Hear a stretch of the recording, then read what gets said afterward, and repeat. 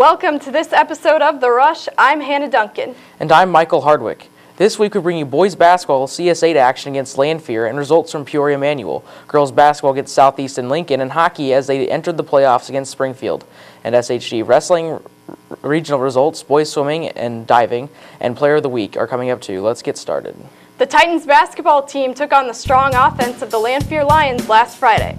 Lanphier has a lot of big talents on their team, one of those being Xavier Bishop. He recently dominated the city tournament, scoring 50 points, playing only 3/4 of one game. And with that performance, he broke the tourney's scoring record, which had stood for 50 years. This isn't city, though, as the Titans would try to hold him back as much as possible. The Titans were off to a good start as Parker Allen would score off the inbound. And then later, Allen would try an off-balance shot that wouldn't go in, but Carson Aheron is there to finish the play. Lanphier would come back right after that, though, and Yakima Rose would respond by tossing up a couple points of his own as the Lions led 10-7 after one quarter. Early in the game, it was a pretty even matchup going back and forth between the two teams. On to the second, Ethan Hunt falling back sinks the shot as the Titans continued to look strong early in this game. However, Xavier Bishop just wanted to remind everyone how good he is as he nails a three. Hunt will show that too. Hunt wants to show that he can do that too as he sinks a triple. Glenwood leads 18-17. And then back to Bishop though as he completes the spin move and finishes with a roll-in. He showed off a wide range of his skills in this game. Javarius Smith coming in for Glenwood will add a pair to tie the game at 21 with just a short time left until the break. You think it'll end up tied, but Bishop will show his deep range as he drains a buzzer-beating three to give the Lions the edge. 24-21 the lead at halftime. Even though the game was really close, that shot was almost a turning point as the Lions came into the second half strong and they built a bigger lead. On to the third quarter, Matt Ballman will find his way into the paint past Bishop. He gets the and one to give some energy back to Glenwood and cut Lanphier's lead to 5. Joel Alexander puts up 2 also as the Titans started the second half well, but Lanphier was still very much alive too, as Bishop makes the shot and gets the foul call too to bring new life to the Lions. The Lions really starting to come forward late in this game. Alexander for Glenwood will take the pass from Aheron to lay it in to try to give Glenwood some more energy. They kept it close throughout the game and really still kept fighting all the way through this one. Smith again will take it to the hoop for 2, but it's a 39-34 Lanphier lead after 3. The Lions kept their earlier lead, but it was a lot closer than some of the Lions' recent matchups, which were blowouts. Fourth quarter, Allen's shot is short, but it's knocked back to Alexander who finds the net. The Titans are down, but not out yet in this one. Add another 3 ball to Hunt's highlight reel as he keeps the Titans within sight of the Lions and keeps the Titans live, but there's only 2 minutes left. The game really coming down to the wire. Then later, Allen finds the basket as well to cut the lead to 4, but they still weren't quite able to keep up with the power of Lanphier. Glenwood running out of time now. Probably their last hope here, but Cardell McGee forces the turnover, tosses a long pass to Rose, and he seals the win for the Lions. The final score doesn't really reflect how close the game was throughout, but Lanphier comes on top of Glenwood 53-44. Ethan Hunt led the Titans scoring with 12 points, and Xavier Bishop was the top scorer for the Lions with 23. The Lions also regained sole possession of first place in the CS8. This highlight was brought to you by Robert's Seafood Market in Springfield. The Titans had another big challenge on Saturday as they faced state-ranked Peoria Manual. The Titans lost a heartbreaker in Peoria. They held the lead for most of the game, but the Class 3A number 5 ranked Peoria Manual came back to win only by 2 with a final score of 51-49. Parker Allen led all Glenwood scorers with 18 points, and Joel Alexander was right behind him with 14 points for the Titans. The boys are at Springfield tonight to try to get back on track with a win as they battle the Senators. The Lady Titans basketball team was at home against Southeast last Saturday. This season, the Titans played the Southeast Spartans without Lexi Akano, who this season has been a good scorer on the team. She suffered a foot fracture during the season and is out now. Into the game for the Spartans, first possession, number 4 dribbles in the paint for a layup, starting the points for the Spartans. Offense for the Titans would be slow until Allie Smith, though, gets the rebound and puts it back in to keep the Titans in the game. Smith would get another bucket, but she wasn't just scoring. She was also diming as she gives it to Mackenzie Bray for the assist right here. And she was a big player in the first, but in the second, more Titans would step up as Deverman gets a steal and runs into an easy 2 points for a layup. The Spartans still moving it along, work down low, getting another inside the paint field goal by number 5. After a shaky start, Bray would start heating up though, as she gets a nice jumper to go. And into the third, the Titans defense showed up, getting an offensive foul by Allie Smith, who would draw that foul and give the Titans a huge advantage on defense. On the other end, Caitlin Brown gets an offensive board and goes up strong, putting it back in. The Spartans still struggling, can't make a free throw, and also turn the ball over, struggling there. Bray taking advantage though of it, getting an offensive board and making the field goal shot. Bray still working in the last quarter, misses a shot, but gets the second chance points here, which would put her at 26 points on the night. Have a day. In the last 3 minutes of the game, the Southeast Spartans would mount a small comeback, but the comeback would be a little too late as Allie Smith gets a steal and a fast break layup. And the final nail in the coffin would come from Abby Deverman, who makes a dagger from the corner, putting the Titans up by double digits, and the Titans would win this game 57-47. Bray would score 26 points with 3 assists. Deverman would score 14 points with 4 steals on the night.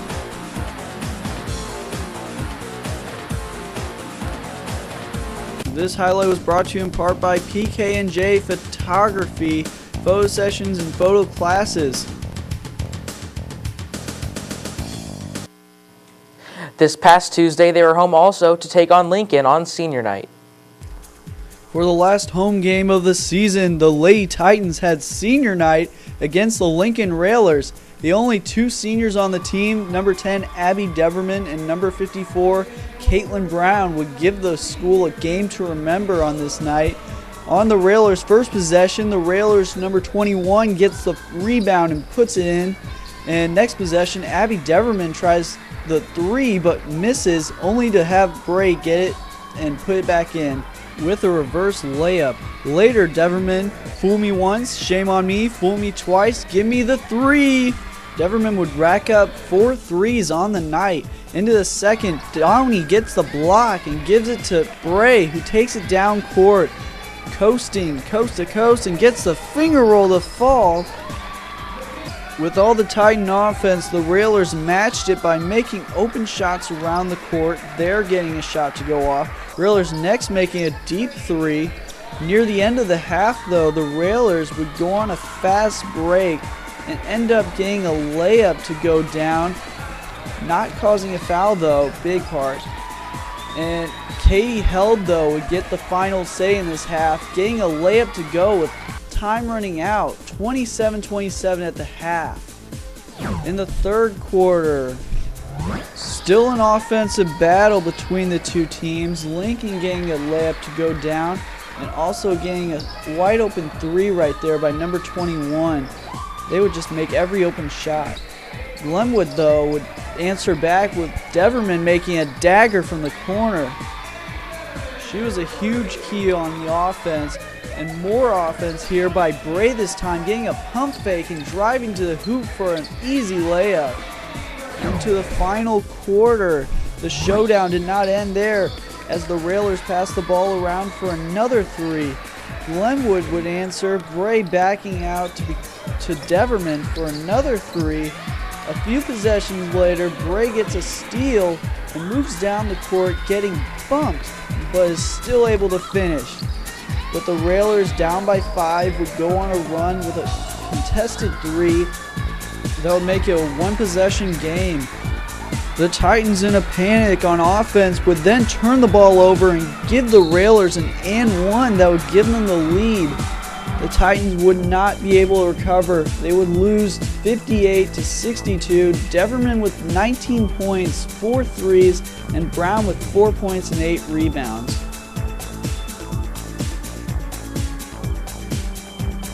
This girls basketball highlight was brought to you in part by Wheel Fast Bicycle Company. The girls start regionals on Monday at Granite City High School with their first matchup against Alton. Now it's time for our first commercial break of the day. When the Rush comes back, we'll bring you playoff hockey results. Don't go away. I am never getting married. Never. Guaranteed. You picked a beautiful ring. Thank you. We're never having kids. I love it here. We are never moving to the suburbs. We are never getting one of those. We're never having another kid. I'm pregnant. I'm never letting go. For all the nevers in life, talk to State Farm agent Steve Bedford in Chatham. State Farm is there.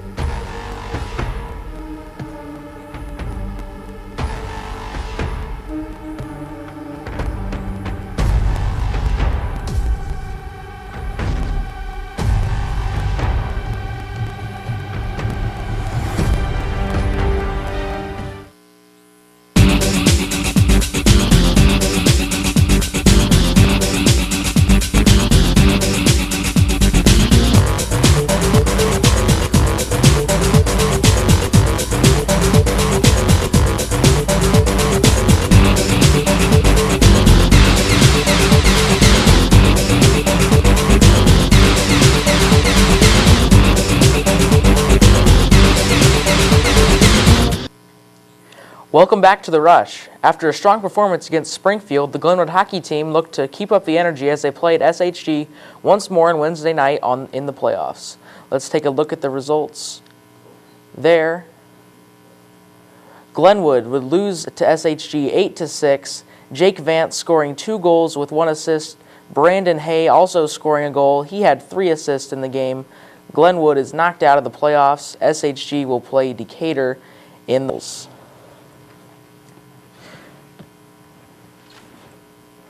The Titans made a great effort, but unfortunately their season is over. We'd like to congratulate the Titans on an exciting season and can't wait back on the ice next year. Now our own Paul Giganti gives us a brief look at the advantages of our school's training facilities.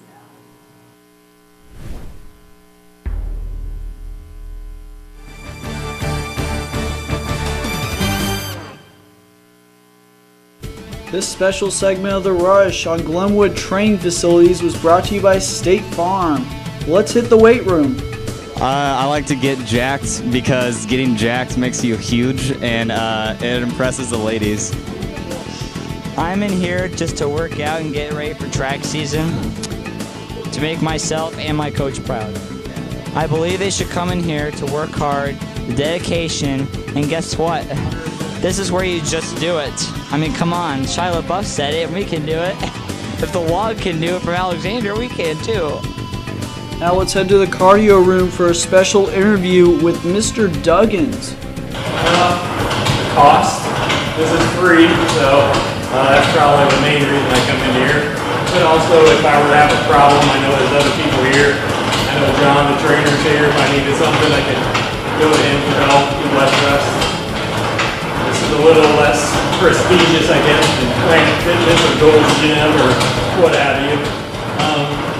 I don't know, you'd think free facilities, free equipment, you'd be packed in here, you'd be competing for space, but I assume they just go to other places and work out. Now for our final stop among Glenwood facilities, let's stop by the trainer's room. My name is John Wiesork. I'm an athletic trainer. I'm employed through the Springfield Clinic Sports Medicine Program.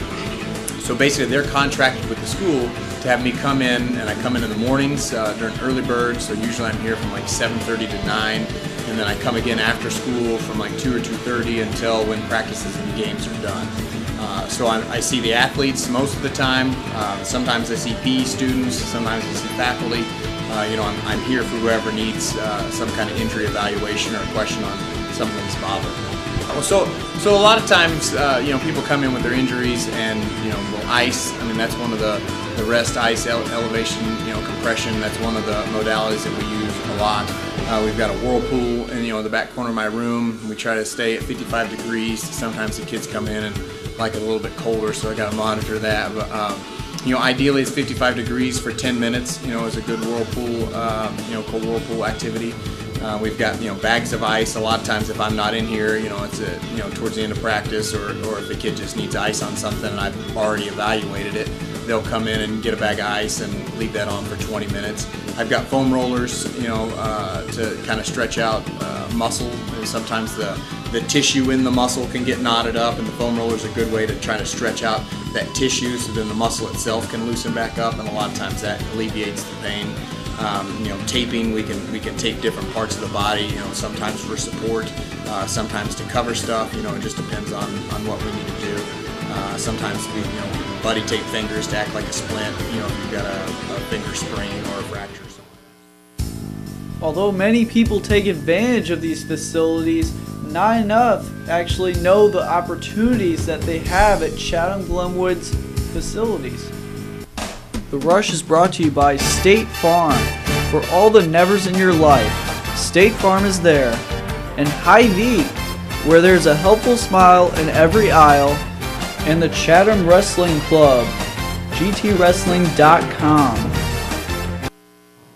Emotions were running high on Saturday as the wrestlers had the 2A Springfield High Regional. It's time for interviews with some of the wrestlers now.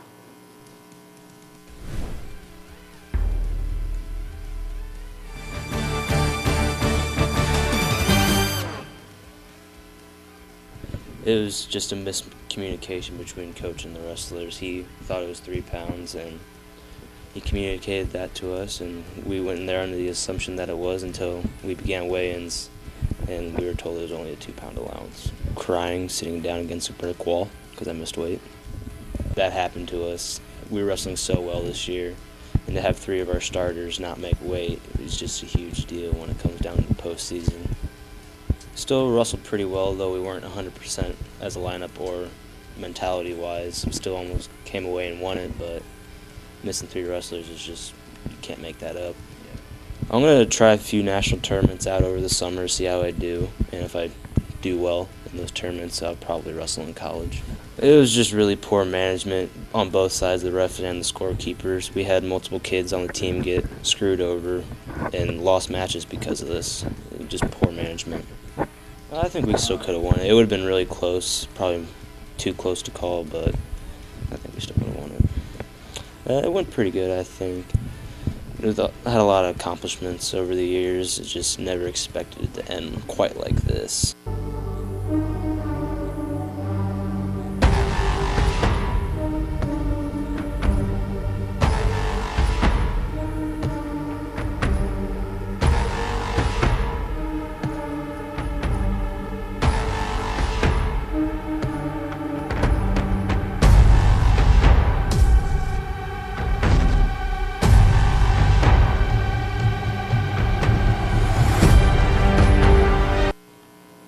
Glenwood had defeated Springfield in a team duel to win the CS8 title the week before, but SHS took the advantage this time as they advanced to the 2A team sectional. On Saturday, the boys swimming and diving team had a tough CS8 meet that included the talented Springfield team.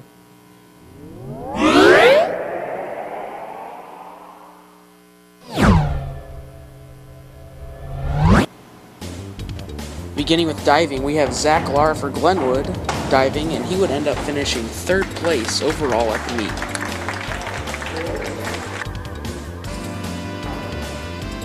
Continuing with diving, we have Michael Thomas for Glenwood, who would end up winning the dive session, setting a Glenwood points record in the process, breaking the same record he set 2 years ago. In the swim session, the 4x400 yard relay was also held. The Titans would end up finishing 3rd place with a time of 3 minutes 45 seconds. Springfield wins the meet with 484 points. SHG finishes 2nd with 345 points. Glenwood finishes 3rd with 198 points.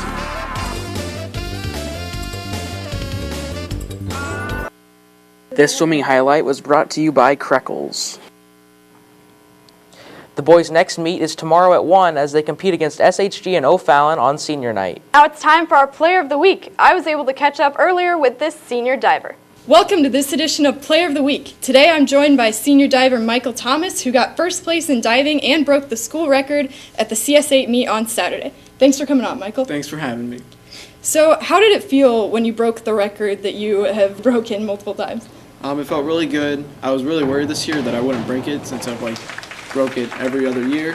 So breaking it again felt really good, and I'm glad I had it. Did you know when you were diving that you were getting close to the record and that it was going to be a good run? Yeah, I could feel the numbers whenever the judges were judging my dives. I could tell it was higher than usual. I was like, okay, it's looking pretty good.